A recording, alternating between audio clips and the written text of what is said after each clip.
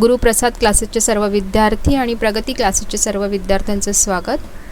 आज आपण science part 2चा second lesson बघणार आहोत. Life process in living organisms part 1 म्हणजे सजीवांमधील जीवन प्रक्रिया.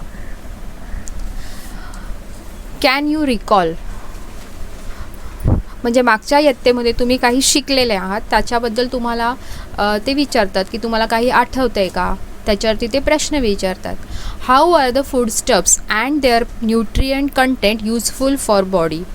अन्नपदार्थ आणि त्यातील पोषक द्रव्य, न्यूट्रिएंट्स म्हणजे काय, त्यातील पोषक द्रव्य जे आपण जेवण करतो, जेवणामधील जे पोषक द्रव्य आहे याच्यामध्ये त्याचा उपयोग शरीरासाठी काय होतो, कशा प्रकारे उपयोग होतो. तर आपल्या शरीरामध्ये जे आपण फूड स्टफ्स जे खातो त्याच्यामधले जे न्यूट्रिएंट्स आहे याचा आपल्या शरीराच्या वाढीसाठी, विकासासाठी उपयोग होतो. अंडरस्टँड.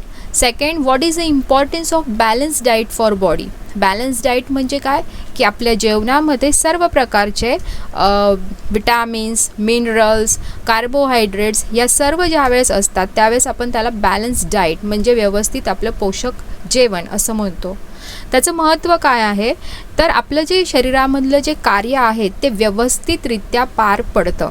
म्हणजे कोणतीही डेफिशियन्सी शरीरात नसेल तर आपले सर्व कार्य शरीरातले व्यवस्थितपणे पार पडतात. Which different functions are perform by muscles in body. स्नायू शरीरात, मसल्स म्हणजे काय, स्नायू. तर स्नायू शरीरात कोणकोणते कार्य पार पडतात. तर आपल्याला माहिती आहे की स्नायूंमुळे आपण हालचाल करू शकतो, आपण उठतो, बसतो, चालतो, हे सर्व स्नायूंमुळेच होतं. पण हे जे आपल्याला बाहेर जे स्नायू आहेत, पण आतील जे स्नायू आहेत म्हणजे ज्याच्यामुळे हृदयाची क्रिया चालते, आणखीन दुसऱ्या ऑर्गॅन्सची क्रिया चालते, ज्याला आतील स्नायू म्हणतात, ते आतील कार्य करत असतात. What is the importance of digestive juice in digestive system. Digestive juice म्हणजे पाचक रस. पाचक रसाचा डायजेस्टिव्ह सिस्टममध्ये म्हणजे पचनसंस्थेमध्ये काय उपयोग आहे तर डायजेस्टिव्ह ज्यूसमुळे, पाचक रसामुळे अन्नाचे व्यवस्थित पचन होते. फिफ्थ क्वेश्चन विचारला आहे, which system is in action for removal of waste material produced in human body.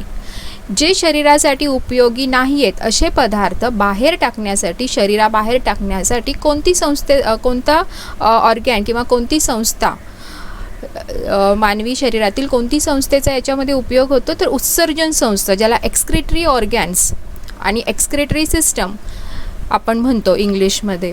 What is the role of the circulatory system in energy production. ऊर्जा निर्मिती प्रक्रियेत रक्ताभिसरण संस्था कशी कार्य करते तर आपल्या शरीरामध्ये जे ग्लुकोज बनतं आहे किंवा ऑक्सिजन आपल्या शरीरामध्ये आपण घेतो हे सर्व ऑर्गॅन्सपर्यंत पोहोचवण्याचं काम हे रक्तच करत असतं, बरोबर. How are the various process occurring in human body control in how many ways. मानवी शरीरांतर्गत various processes occurring in human body control, मानवी शरीरांतर्गत चालणारे कार्य कसे नियंत्रित होते आणि किती प्रकारे. तर आपला मेंदू जो असतो हे सर्व कार्यांवरती नियंत्रण ठेवत असतो. त्या पूर्ण ती जी संस्था आहे तिला आपण चेतासंस्था, इंग्लिशमध्ये नर्वस सिस्टम असं म्हणतो. कळालं, ह्या प्रश्नांचे उत्तरं तुम्हाला समजले. आता आपण पुढचं टॉपिक बघूया, living organisms and life process. Living organisms म्हणजे सजीव आणि लाईफ प्रोसेस म्हणजे जीवन प्रक्रिया, सजीव आणि जीवन प्रक्रिया. Various organ systems are continuously performing their functions in human body. मानवी शरीरात अनेक प्रकारच्या संस्था अविरतपणे कार्य करतात. संस्था म्हणजे digestive system, respiratory system, circulatory system, excretory systems, control systems. म्हणजे डायजेस्टिव्ह म्हणजे पचन संस्था, श्वसन संस्था, रेस्पिरेटरी म्हणजे काय, श्वसन संस्था, सर्क्युलेटरी सिस्टम ज्याला आपण रक्ताभिसरण संस्था म्हणतो, एक्सक्रिटरी सिस्टम म्हणजे उत्सर्जन संस्था, आणि सर्व कंट्रोल जे सगळ्या पूर्ण बॉडीवर कंट्रोल ठेवतात ती कंट्रोल सिस्टम, आणि आणखीन काही आतले बाहेरचे काही ऑर्गॅन्स आहेत त्यांचं जे फंक्शन्स असतं हे ते their functions independently but through a complete coordination. म्हणजे प्रत्येकजण आपापलं काम हे व्यवस्थितरित्या करत असतं आणि त्या प्रत्येकामध्ये कोऑर्डिनेशन म्हणजे समन्वय असतो. This overall system is in action in more or less same way in all organism. सर्व सजीवांमध्ये ह्या सर्व क्रिया चालू असतात, फक्त कमी अधिक प्रमाणामध्ये पण समान पद्धतीने कार्यरत असतात ह्या सर्व संस्था. म्हणजे डायजेस्टिव्ह सिस्टम ही डायजेशनचंच काम करते, रेस्पिरेटरी सिस्टम ही सर्व सजीवांमध्ये रेस्पिरेशनचंच काम करते, तर फक्त कमी अधिक प्रमाणामध्ये यांची कार्यपद्धती चालू असते सर्व सजीवांमध्ये. Those are in need of continuous source of energy for this purpose. आता ही सर्व कामं करण्यासाठी त्यांना कसली गरज असते? एनर्जीची, म्हणजे ऊर्जेची गरज असते. Carbohydrates, fats and lipids are the main sources of this energy and it is harvested by the mitochondria present in each cell. आता ही एनर्जी कुठून मिळते? तर आपण जे अन्न घेतो ज्याच्यामध्ये कार्बोहायड्रेट्स असतात, फॅट्स आणि लिपिड्स. फॅट्स, लिपिड्स म्हणजे स्निग्ध पदार्थ, ह्यांच्यापासून आपल्याला एनर्जी मिळते आणि ही एनर्जी मायटोकॉन्ड्रियाद्वारे तयार केली जाते. मायटोकॉन्ड्रिया म्हणजे काय? तर पेशीमधील हा एक घटक आहे.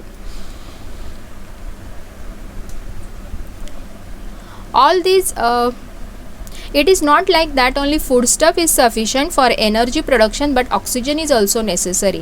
म्हणजे एनर्जी प्रोडक्शनसाठी फक्त फूडस्टफ्सच म्हणजे जेवण आपण जे अन्न घेतो त्याचीच नाही गरज, तर ऑक्सिजनची सुद्धा गरज असते. And all this that is foodstuffs and oxygen are transported up to the cell via circulatory system.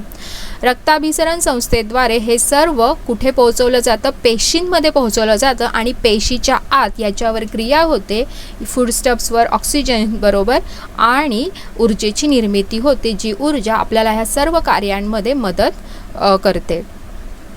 Beside it is coordinated by control system of the body, that is each life process contribute in its own way in the process of energy production. म्हणजे प्रत्येक जी संस्था आहे ही प्रत्येक संस्थेचं कार्य हे ह्यासाठी चालू असतं. ऊर्जा निर्मितीसाठी प्रत्येक संस्था ही समन्वय साधून त्यांचे कामं व्यवस्थितरित्या करत असते आणि ॲट लास्ट एनर्जी प्रोड्यूस्ड होते. Functioning of all these life processes also require the energy. आणि पुन्हा त्यांचंसुद्धा डायजेशन करण्यासाठी किंवा श्वसनसाठी किंवा आणखीन ह्या ज्या प्रोसेस आधी होत आहेत, पुढे होत आहेत, यांच्यासाठी सुद्धा कसली गरज असते? एनर्जीची गरज असते. Human and other animal consume the fruits and vegetables. Plants are autotrophs, they prepare their own food. प्राणी आणि वनस्पती मानव आणि प्राणी जे आहेत हे काय खातात? फळे, म्हणजे आपण फळभाज्या खातो, फळे खातो. व्हेजिटेबल्स म्हणजे पालेभाज्या वगैरेही खातो. प्लांट्स जे असतात हे ऑटोट्रॉप्स आहेत. ऑटोट्रॉप्स म्हणजे काय? ते स्वतःचं अन्न स्वतः तयार करतात आणि they prepare their own food. स्वतःचं अन्न स्वतः तयार करतात. They utilise some of the food for themselves whereas remaining is stored in various parts like fruits, leaves, stems, roots etcetera. आपण हे 5वीपासून शिकतोय की स्वतःचं अन्न, वनस्पती स्वतःचं अन्न स्वतः बनवतात आणि काही अन्न ते स्वतःसाठी वापरतात, तर काही जी एनर्जी आहे, काही ते अन्न जे आहे हे स्टोअर करून ठेवतात. ते कशामध्ये? फ्रूट्समध्ये, फळांमध्ये, पानांमध्ये, खोड, स्टेम म्हणजे खोडांमध्ये आणि मुळांमध्ये ठेवले जातात. जे ते अन्नपदार्थ त्याचे साठवून ठेवतात ते आपण खाल्ल्यानंतर ती एनर्जी आपल्यामध्ये ट्रान्सफर होते. We consume all these various plants materials. आपण ह्या सर्व गोष्टी खातो, म्हणजे फळं खातो, लीव्ज म्हणजे पालेभाज्या खातो, स्टेम्स म्हणजे खोड आणि मुळं. या भाजींमध्ये आपल्याला हेही मिळतं जे आपण खातो. And obtain different nutrients like carbohydrates, fats, proteins, vitamins, minerals etcetera. आणि ज्यावेळेस आपण त्या वनस्पतींमधले हे जे ऑर्गॅन्स आहेत हे खातो त्यावेळेस आपल्याला ह्या सगळ्या गोष्टी वनस्पतीमार्फत मिळतात. कार्बोहायड्रेट्स म्हणजे कर्बोदकं, फॅट्स स्निग्ध पदार्थ, प्रथिने, vitamins, minerals etcetera. Which food materials do we consume to obtain these nutrients. तर आपण कोणते कोणते फूड मटेरियल्स खातो ह्या गोष्टी मिळवण्यासाठी? तर फ्रूट्ससाठी आपण फळं खातो, लीव्ज म्हणजे पालेभाज्या वगैरे खातो. ठीक आहे. We obtain the carbohydrates from milk, fruits, jaggery, cane, sugar, vegetables, potato, sweet meats and cereals like wheat, maize, ragi, jowar, then millet, rice etcetera. कर्बोदकं आपल्याला कशापासून मिळतात, म्हणजे कार्बोहायड्रेट्स, जे हे ऊर्जेचं स्रोत आहे. आपल्या शरीरामध्ये जे कार्य होत आहे त्याच्यासाठी ऊर्जेची गरज असते.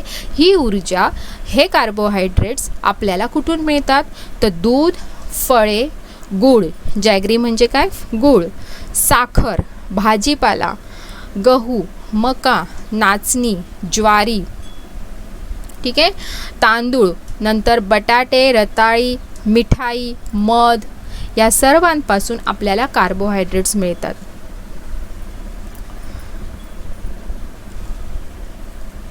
We get 4 kilocalorie energy per gram of carbohydrates. Carbohydrates म्हणजे एक जर आपण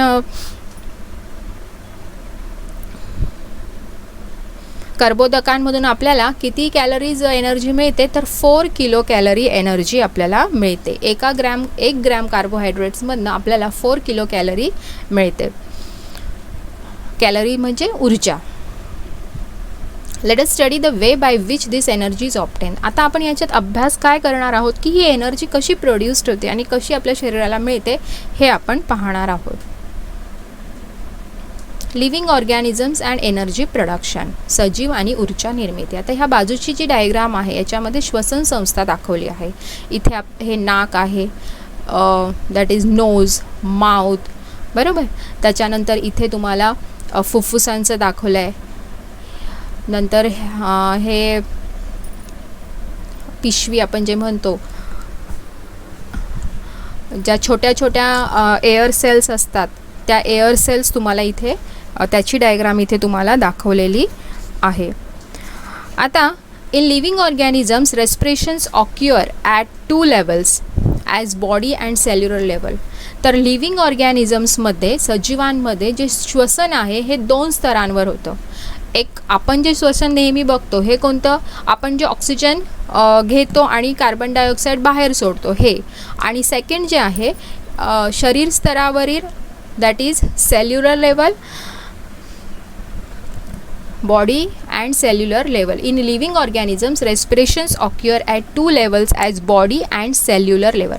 बॉडी लेवल अँड सेल्युलर म्हणजे शरीर स्तर आणि पेशी स्तर, अशा 2 स्तरांवर श्वसन होते. Oxygen and carbon dioxides are exchange between body and surrounding in case of respirations occurring at body level. Body लेवलमध्ये कोणते श्वसन, जे शरीर स्तरावर जे होते ते श्वसन म्हणजे जे आपण देवाणघेवाण करतो. आपल्या शरीरातून बाहेरच्या जो परिसर आहे त्याच्यातून आपण ऑक्सिजन घेतो आणि कार्बन डायऑक्साईड सोडतो. म्हणजे ऑक्सिजन आणि कार्बन डायऑक्साईड या वायूंची शरीर आणि सभोवतालचे वातावरण यांमध्ये जी देवाणघेवाण होते ते बॉडी लेवलचे. आणि in case of respirations at cellular level म्हणजे पेशी स्तरावरील श्वसन म्हणजे काय, तर foodstuffs are oxidise either with or without help of oxygen. म्हणजे अन्नपदार्थांचे ऑक्सिजनच्या मदतीने अथवा त्यांच्या विना जे ऑक्सिडीकरण केले जाते हे कुठे होते, शरीर स्तरावरील, याला म्हणतात शरीर स्तरावरील श्वसन. म्हणजे 2 प्रकारचे श्वसन आहे, बॉडी लेवल आणि सेल्युलर लेवल. म्हणजे पेशी स्तरावरील श्वसन आणि शरीर स्तरावरील श्वसन. शरीर स्तरावरील श्वसन हे आपल्याला माहिती आहे, जे कार्बन डायऑक्साईड आपण बाहेर सोडतो, ऑक्सिजन आत घेतो, हे शरीर स्तरावरील श्वसन आहे. तर आतमध्ये, शरीराच्या आतमध्ये जे फूड स्टफ्सचं विघटन होतं, म्हणजे पदार्थांचं जे विघटन होतं अन्न पदार्थांचं, ते विदाऊट ऑक्सिजन किंवा विथ ऑक्सिजन, ऑक्सिजनच्या मदतीने किंवा ऑक्सिजनची मदत न घेता होतं, ज्याला म्हणतात पेशी स्तरावरील श्वसन. समजला हा point. How many atoms of carbon, hydrogen and oxygen are respectively present in a molecule of glucose. ग्लुकोजच्या एका रेणूमध्ये कार्बन, हायड्रोजन आणि ऑक्सिजनचे किती अणू असतात, तर कार्बनचे 6 असतात, हायड्रोजनचे 12 असतात आणि ऑक्सिजनचे 6 असतात. आणि म्हणून कार्बनचं रेणूसूत्र काय होतं, C6H12O6.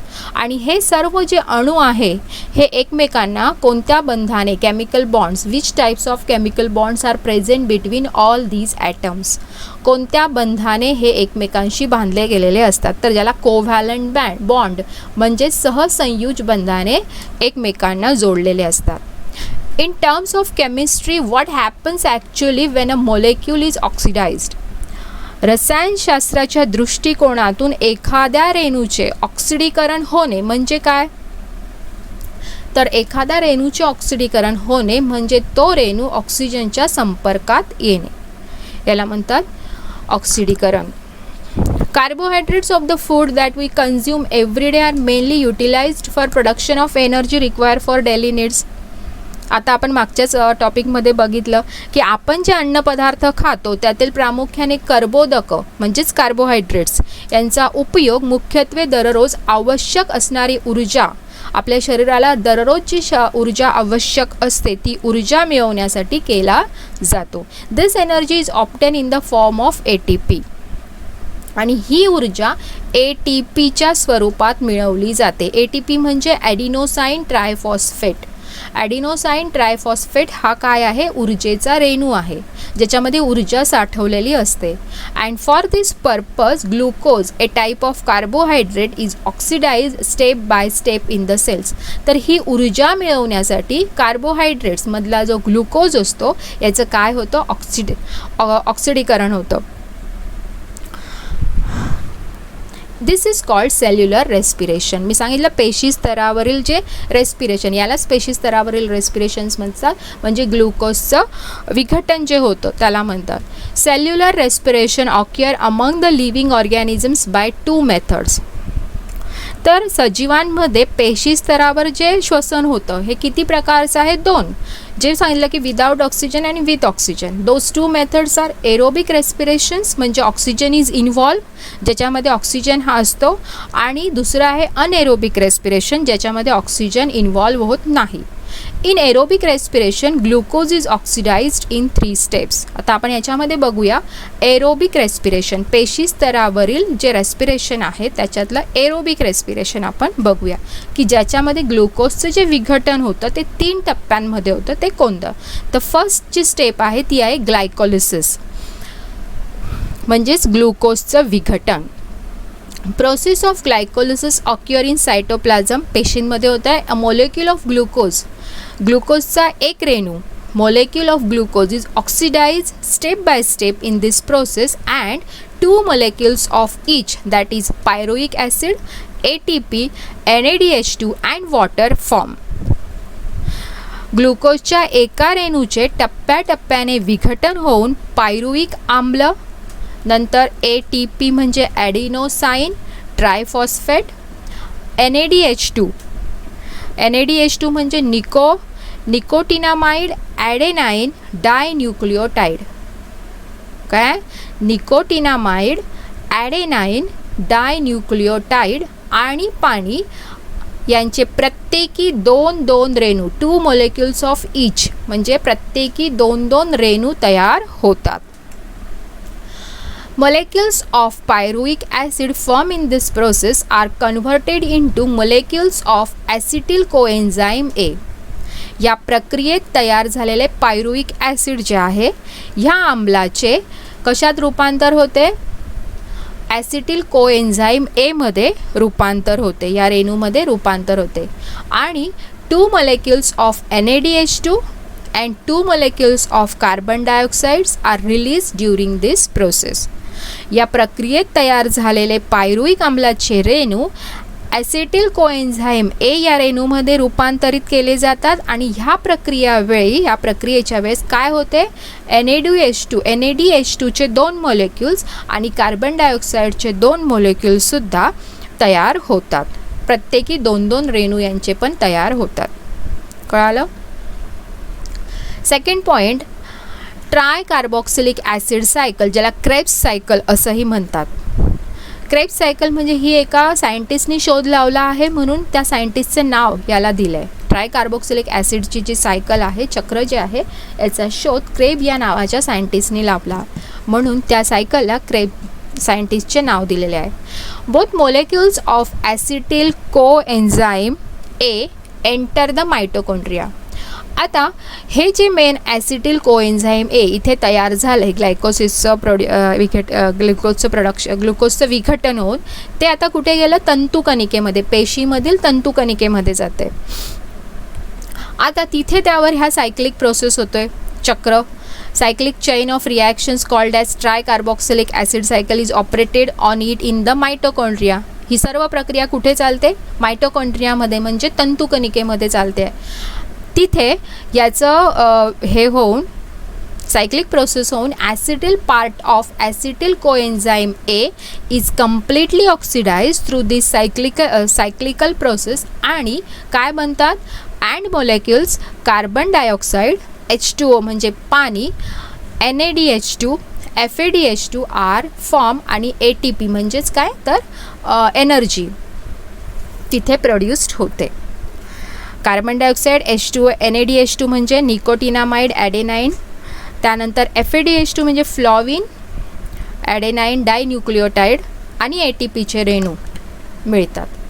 हा झाला सेकंड पॉईंट. आता third, electron transfer chain reaction.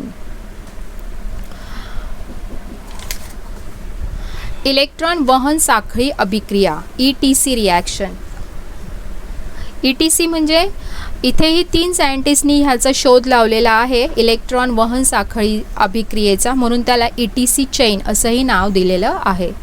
So molecules of NaDH2 and FADH2 formed during all above process participate in electron transfer chain reaction.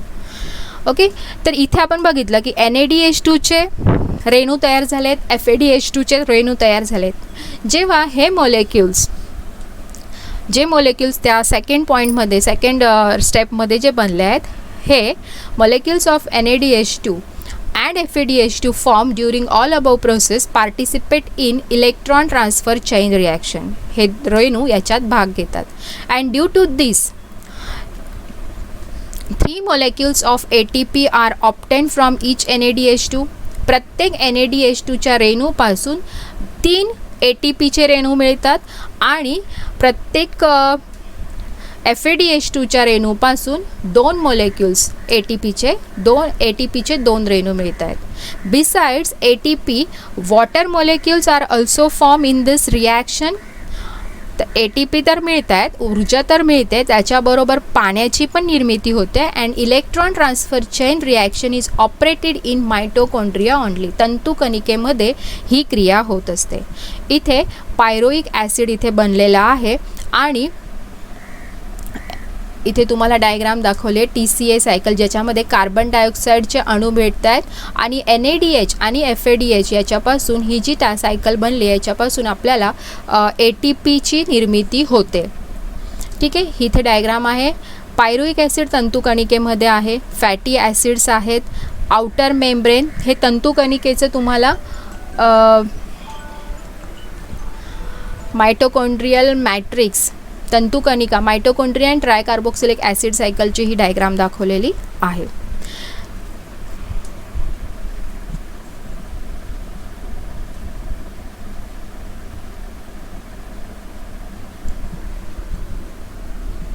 समजलं? तर इलेक्ट्रॉन वहन साखळी, इलेक्ट्रॉन ट्रान्सफर चेन रिॲक्शन्स म्हणजे इलेक्ट्रॉन वहन साखळी अभिक्रियेमध्ये काय होतं, तर वरील यावेळी तयार झालेल्या NaDH2 आणि FADH2 जे बनत आहेत त्या प्रत्येक रेणूपासून आपल्याला ATPचे अणू मिळाले आहेत. त्या व्यतिरिक्त कार्बन डायऑक्साईड आणि पाण्याचेही रेणू मिळाले आहेत. पुढे आता इथे तुम्हाला NAD म्हणजे काय आणि FAD म्हणजे काय ते सांगितलं. NAD म्हणजे निकोटिनामाइड ॲडिनाईन डायन्यूक्लियोटाईड आणि FAD म्हणजे फ्लॅविन ॲडिनाईन डायन्यूक्लियोटाईड. बोथ कोएन्झाईम्स आहेत, हे विकर आहेत, याला म्हणतात सहविकर. Both coenzymes are formed in the cells and used in cellular respirations. पेशीश्वसनात मदत करणारे हे 2 सहविकर आहेत. ATP जी ऊर्जा आपण म्हणतोय, adenosine triphosphate is energy rich molecule and energy stored in the bonds by which phosphate groups are attached to each other. इथे तुम्हाला ATPचा रेणू दिलेला आहे, ज्या ATPच्या रेणूमध्ये 3 फॉस्फेट असतात. 3 फॉस्फेटचे ॲडिनोसाइन त्या फॉस्फेटचे 3 रेणू एकमेकांना ज्या बंधांनी जोडलेले असतात त्या बंधामध्ये काय असते, एनर्जी साठवलेली असते. हे 3 फॉस्फेटचे रेणू ATPच्या रेणूमध्ये 3 फॉस्फेटचे रेणू असतात आणि ते एकमेकांशी बंधांनी जोडले असतात, ज्या बंधांमध्येच एनर्जी साठवलेली असते. या रेणूचा पेशीमध्ये आवश्यकतेनुसार साठा करून ठेवलेला असतो. म्हणजे जसं आपल्या घरामध्ये आपण जसं स्टोअर करतो किराणा माल, त्याप्रमाणे एनर्जी तिथे स्टोअर केलेली असते प्रत्येक पेशीमध्ये, जी त्यांना गरजेनुसार त्यांचा जसं त्याला आवश्यकतेनुसार ती वापरली जाते. कळते? This molecules are stored in the cell as per need. Chemically ATPs triphosphate molecule form from adenosine ribonucleoside. बरोबर. ATP कशापासून मिळालेली आहे आपल्याला? आपण मागच्या याच्यामध्ये बघितलं की ॲडिनोसाईन ATP जो आहे ती प्रोसेस सर्व करून ATPचा रेणू मिळाला आहे. ATPचा फुल फॉर्म काय आहे? ॲडिनोसिन रायबोन्यूक्लियोसाइड. बरोबर. याच्यामध्ये काय काय असतं? ATP is triphosphate molecule form from adenosine ribonucleoside and it contains. ATPमध्ये नायट्रोजनस कंपाऊंड असतात, ज्याला ॲडेनाईन म्हणतात. ॲडेनाईन इज नायट्रोजन्स, नत्रयुक्त पदार्थ. पेंटोस शुगर रायबोज, एक शुगर म्हणजे शर्करा असते रायबोज, आणि 3 फॉस्फेटचे रेणू असतात ATPमध्ये. हे दाखवले. ॲडिनाईन हा नायट्रोजनस कंपाऊंड आहे, रायबोज ही शर्करा आहे, आणि 3 फॉस्फेटचे काय असतात? अणू असतात, रेणू असतात. As per the need, energy is derived by breaking the phosphate bond of ATP and hence ATP is called as energy currency of cell. ज्यावेळेस एनर्जीची गरज असते त्यावेळेस हा फॉस्फेट जो बॉन्ड आहे तो तुटतो आणि त्याच्यापासून इथे एनर्जी रिलीज्ड होते. त्या फॉस्फेटच्या ज्या बॉन्ड्समध्ये काय असते? एनर्जी स्टोअर केलेली असते, आणि ज्यावेळेस एनर्जीची गरज असते त्यावेळेस प्रक्रिया होऊन हा बॉन्ड तुटला जातो आणि एनर्जी रिलीज्ड होते. Understand? This is energy currency. म्हणून ATPला एनर्जी करन्सी असे म्हटले जाते. If there is insufficient amount of carbohydrates in body due to exceptional conditions like fasting, hunger, then lipids and proteins are used for energy production. कधी कधी काय होतं? उपासमार होते किंवा उपोषण करतात, त्यावेळेस आपल्या शरीराला जी एनर्जीची गरज असते, ऊर्जेची गरज असते, तर त्यावेळेस शरीरामधले जे ऑर्गॅन्स आहे हे काय करतात? शरीरामधील फॅटी ॲसिड्स म्हणजेच स्निग्ध पदार्थ, प्रथिने यांच्यापासून सुद्धा एनर्जी बनवतात, ऊर्जा निर्मिती करतात. And in case of the lipids they are converted into fatty acids. Lipids म्हणजे स्निग्ध पदार्थ. स्निग्ध पदार्थांपासून आपल्याला हे फॅटी ॲसिड्स, मेदाम्ल, ज्याला आपण मराठीमध्ये मेदाम्ल म्हणतो, तर लिपिड्स हे मेदाम्लांमध्ये कन्वर्ट होतात, तर प्रोटीन्स जे असतात हे ॲमिनो ॲसिड्समध्ये कन्वर्ट होतात. Fatty acids and amino acids are converted into acetyl coenzyme A. पुन्हा फॅटी ॲसिड्स आणि ॲमिनो ॲसिड्सवर प्रक्रिया होऊन ॲसिटिल कोएन्झाईम ए याची निर्मिती होते आणि आपल्याला एनर्जी मिळते. याचं पूर्ण ऑक्सिडीकरण झालं, complete oxidation of acetyl coenzyme A by the process of Krebs cycle in mitochondria, we get carbon dioxide, water and energy. ते आपण पुढील डायग्राममध्ये मी तुम्हाला डिस्क्राईब करते. अजून सायंटिस्ट, इंट्रोडक्शन्स टू सायंटिस्ट, परिचय शास्त्रज्ञाचा. Process of glycolysis was discovered by 3 scientist, Gustav Embden, then Otto Meyerhoff and Jacob Parnas along with their colleagues. म्हणजे जी विघटनाची जी क्रिया बघितली आपण, ग्लुकोज विघटन, ग्लुकोजचे जे विघटन होते, ही क्रिया यांचा शोध कोणी लावला? ह्या 3 सायंटिस्टनी लावला. And for this purpose they perform experiment on muscles. आणि ह्या शोधामध्ये ते स्नायूंवरती हा प्रयोग करत होते. म्हणून hence glycolysis is also called as Embedon-Meyerhoff-Parnas pathway, EMP pathway. तर जे ग्लायकोलिसिसची जी प्रक्रिया आहे तिघांनी शोध लावला म्हणून तिघांची नावं म्हणून त्याला EMP पाथवे असंही म्हटलं जातं. The cyclical reactions of tricarboxylic acid cycle were discovered by Sir Hans Krebs. मी तुम्हाला मागेही सांगितलं की जी सायकल आहे तिचा शोध सर हन्स क्रेब यांनी लावला आणि म्हणून त्या सायक्लिक प्रोसेसला क्रेब यांचं नाव दिलं गेलं आहे. त्याला क्रेब सायकल असंही म्हटले जाते. He has been awarded the Nobel prize in 1953 for this discovery, आणि त्यांना त्यासाठी नोबेल प्राईज ही मिळाला आहे. ओके, आता जे आपण ह्या पॉईंटमध्ये डिस्कस केलं हे डायग्रामनुसार मी तुम्हाला सांगते. Process of energy productions through aerobic respirations of carbohydrate, proteins and fats.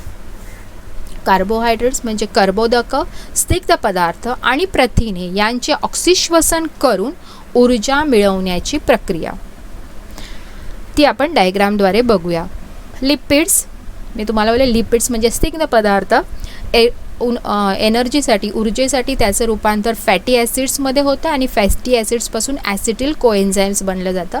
त्यानंतर स्निग्ध प्रथिने, प्रोटीन्सपासून ॲमिनो ॲसिड्स बनतात आणि ॲमिनो ॲसिड्सपासून ॲसिटिल कोएन्झाईम बनलं जातं. तसं कार्बोहायड्रेट्सचं ग्लायकोलिसिस म्हणजे विघटन होतं ग्लुकोजचं, आणि पायरुविक ॲसिडपासून सुद्धा ॲसिटिल कोएन्झाईम बनतात. तिघांपासून ॲसिटिल कोएन्झाईम बनलेत आणि नंतर क्रेबच्या सायकलद्वारे त्यांचं रूपांतर कार्बन डायऑक्साईड, पाणी आणि एनर्जी यामध्ये होतं. हे आहे एरोबिक रेस्पिरेशन. म्हणजे काय, ऑक्सिजनचा संपर्क इथे येतो. बाजूच्या डायग्राममध्ये काय दाखवलं आहे तर अनएरोबिक रेस्पिरेशन म्हणजे ज्या ठिकाणी ऑक्सिजन नसतो त्या ठिकाणी सजीव कशा प्रकारे एनर्जी प्रोड्यूस करतात ते ह्या डायग्राममध्ये आपण डिस्कस करूया. सियर energy production in microorganisms through anaerobic respiration, विनॉक्सी श्वसन ज्याला म्हणतात, विना ऑक्सिजनचं विनॉक्सी श्वसन करणाऱ्या सूक्ष्मजीवांची ऊर्जा निर्मिती. तर ते बिना ऑक्सिजनने कसं ऊर्जा निर्मिती करतात. Some organisms cannot live in presence of oxygen. काही सजीव ऑक्सिजनच्या सानिध्यात राहू शकत नाही. एक्झाम्पल मॅनी बॅक्टेरिया म्हणजे काही जीवाणू असतात जिथे त्यांना ऑक्सिजन मिळत नाही. मग such living organisms have to perform anaerobic respiration for energy production, आणि म्हणून त्या सजीवांना ऊर्जा निर्मिती करण्यासाठी हे रेस्पिरेशनचा उपयोग होतो, anaerobic. Glycolysis and fermentations are two steps of anaerobic respiration. तर ह्या अनएरोबिक रेस्पिरेशन्समध्ये 2 स्टेप्स आहेत. एक ग्लायकोलिसिस म्हणजे ग्लुकोजचं विघटन आणि दुसरं आहे फर्मेंटेशन. आपण फर्मेंटेशन किण्वन प्रक्रिया ज्याच्यामध्ये दुधाची दही वगैरे होती ती, त्याला म्हणतात फर्मेंटेशन. ह्या 2 स्टेप्स इथे असतात. Glucose is incompletely oxidised and less amount of energy is obtain in this type of respiration. तर इथे आपल्याला ह्या श्वसनमध्ये जास्त प्रमाणात एनर्जी मिळत नाही, बिकॉज ग्लुकोजचं जे विघटन होतं हे कम्प्लिटली होत नाही, इनकम्प्लीट होतं. Pyruvic acid produced through glycolysis is converted into other organic acids or alcohol with help of some enzymes in this process. तर ह्या प्रक्रियेमध्ये सुद्धा पायरुविक आम्लच तयार होते, पण पायरुविक आम्लांचं काही विकरांच्या मदतीने इतर कार्बनी आम्लांमध्ये आणि अल्कोहोलमध्ये रूपांतर होतं, ज्याला फर्मेंटेशन असं म्हटलं जातं. Some higher plants, animals and aerobic microorganisms also perform anaerobic respiration instead of aerobic respirations if there is depletion in oxygen level in the surrounding. म्हणजे काही जे उच्चस्तरीय वनस्पती आहेत, प्राणी आहेत, ऑक्सिजनच्या सानिध्यात राहू शकणारे सूक्ष्मजीवसुद्धा म्हणजे ज्यांच्यामध्ये एरोबिक रेस्पिरेशन होत आहे, पण काही वेळेला काय होतं की तिथे ऑक्सिजनची पातळी कमी होते. मग अशा वेळेस त्या शरीरासाठी एनर्जी प्रोड्यूस करण्यासाठी ते सजीवसुद्धा ह्या ह्या श्वसनाचा उपयोग करतात. उदाहरणार्थ seeds perform anaerobic respirations if soil is submerge under water during germination. Germination म्हणजे बीजांकुरण होताना जी बी असते ही कुठे असते, जमिनीच्या खाली असते. तर जमीन जर पाण्याखाली बुडाली असेल तर ती बीजं म्हणजे त्या बिया ज्या आहेत ह्या विनॉक्सी श्वसन करतात आणि त्यांच्या शरीराला ज्या क्रिया करायच्या असतात त्याच्यासाठी जी ऊर्जा लागते त्याचं प्रोडक्शन करतात. तसेच आपण व्यायाम करतो. Similarly, our muscle cells also perform anaerobic respirations while performing exercise. ज्यावेळेस आपण व्यायाम करतो तर आपल्या ज्या स्नायू पेशी असतात ह्यासुद्धा विनॉक्सी श्वसन रेस्पिरेशन करतात आणि त्यामुळे काय होतं आपल्या शरीरात Due to this, less amount of energy is produced in our body and lactic acid accumulate due to which we feel tired. आपल्या स्नायूंना त्यावेळेस ऊर्जेची गरज असते आणि त्यामुळे ते विनॉक्सी श्वसन करतात आणि त्यामुळे आपल्या शरीरामध्ये ऊर्जा जी आहे ही कमी प्रमाणात, ह्या प्रोसेसमध्ये जे ऊर्जा आहे ही कमी प्रमाणात मिळते. पण इथे लॅक्टिक आम्ल बनतं ज्याच्यामुळे आपल्याला काय होतं, थकल्यासारखे वाटते. ओके, तर इथेही तुम्हाला अनएरोबिक रेस्पिरेशन्सची डायग्राम दिले. ग्लुकोजचं विघटन होतं, त्याच्यापासून पायरुईक ॲसिडचं फर्मेंटेशन होऊन विटॅमिन्स, काही अल्कोहोल्स तयार होतात आणि पायरुईक ॲसिडचे 2 रेणूंचं विघटन होऊन त्याच्यापासूनसुद्धा अल्कोहोल्स म्हणजे ॲसिड्स इथे जास्त प्रमाणात बनतात आणि एनर्जी आहे ही कमी प्रमाणामध्ये बनते. ठीक आहे, तर ह्या टॉपिकमध्ये या लेक्चरमध्ये आपण एनर्जी प्रोडक्शन बघितलं, मायक्रो ऑर्गॅनिझम्समधलं किंवा सजीवांमधलं, जीव ऑक्सिश्वसन आणि विना ऑक्सिश्वसन हे बघितलं. आता पुढच्या टॉपिकमध्ये आपण पुढचा लेसन कंप्लीट करूया. Okay, thank you.